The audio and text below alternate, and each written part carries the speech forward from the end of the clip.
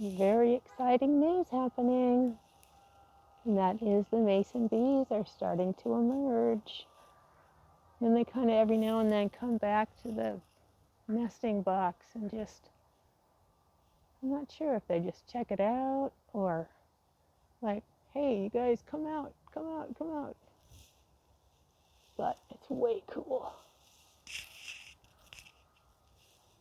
One thing that some people have asked me is if they're stinging bees.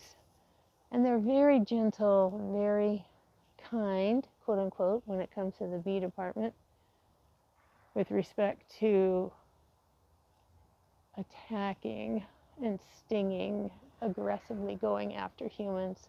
Not my experience. I'm within like 2.5 feet of this nesting box, and even when I've stood really close when it's the heyday of pollen and all kinds of goodness, I've never had them even really come towards me. They're more interested in doing their job, and that's what they're doing.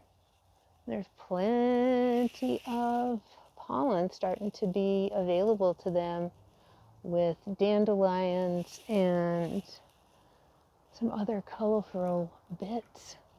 So thanks, guys.